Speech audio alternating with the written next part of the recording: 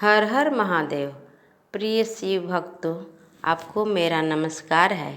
भक्तों, आज मैं महर्षि गौतम की कथा सुनाने जा रही हूँ।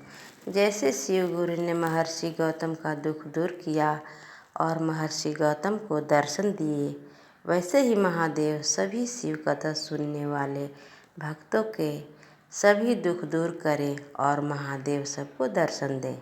तो हे भक्तों, आइए कथा शुरू करते हैं। एक बार महर्षि गौतम के तपोवन में रहने वाले ब्राह्मणों की पत्नियां किसी बात पर उनकी पत्नी अहेल्या से नाराज हो गई। उन्होंने अपने पतियों को ऋषि गौतम का अपकार करने के लिए प्रेरित किया। उन ब्राह्मणों ने इसके निमित्त भगवान श्री गणेश जी की आराधना की। उनकी आराधना से प्रसन्न हो गणेश जी ने प्रकट होकर उनसे वर मांगने को कहा। उन ब्राह्मणों ने कहा, हे प्रभु, यदि आप हम सब पर प्रसन्न हैं तो किसी प्रकार ऋषि गौतम को इस आश्रम से बाहर निकाल दीजिए। उनकी बात सुनकर गणेश जी ने उन्हें ऐसा वर न मांगने के लिए समझाया, किंतु वे अपने बात पर अटल रहे। अंततः गणेश जी को विवश होकर उनकी बात माननी पड़ी। अपने भक्तों का मन रखने के लिए वे एक दुर्बल गाय का रूप धारण करके ऋषि गौतम के खेत में जाकर चरने लगे। गाय को फसल चरते देखकर ऋषि बड़ा नरमी के साथ हाथ में तृण लेकर उसे हाँकने के लिए लपके।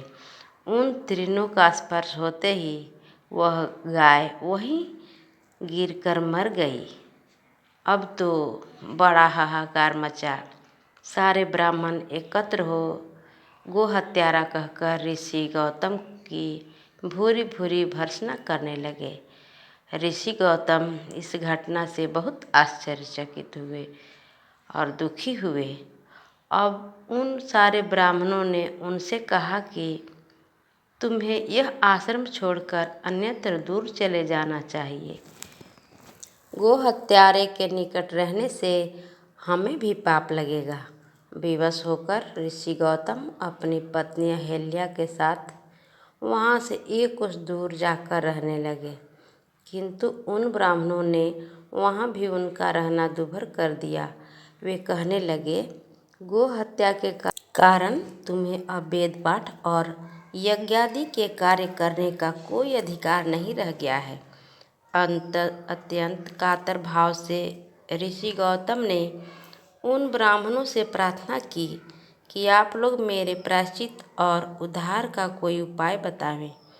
तब उन्होंने कहा, गौतम, तुम अपने पाप को सर्वत्र सबको बताते हुए 3 बार पूरी पृथ्वी की परिक्रमा करो, फिर लौटकर यहाँ 1 महीने तक व्रत करो। इसके बाद ब्रह्मगिरि की 101 परिक्रमा करने के बाद तुम्हारी शुद्धि होगी, अथवा यहाँ गंगा जी को लाकर उनके जल से स्नान करके 1 करोड़ पार्थिव शिवलिंगों से शिव जी को आराधना करो। इसके बाद पुनः गंगा जी में स्नान करके इस ब्रह्मगिरि की 11 बार परिक्रमा करो।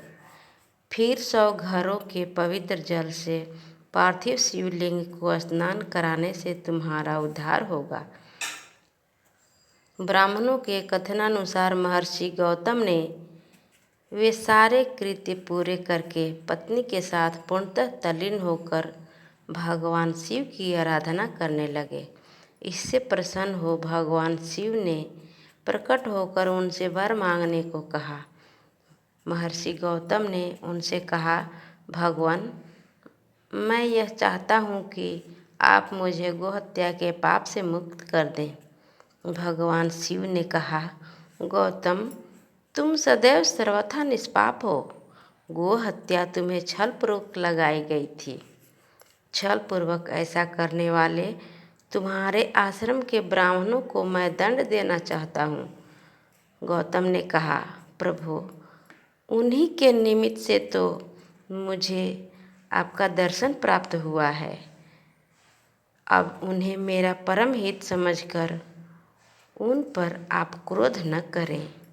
तो हे भक्तों, जैसे भगवान महादेव ने सभी ऋषियों के दोषों को, पापों को दूर किया, उसी तरह हमारे सभी सुनने वाले भक्तों और हमारी सभी पापों को दूर करें और एक सुखी संपन्न जीवन प्रदान करें।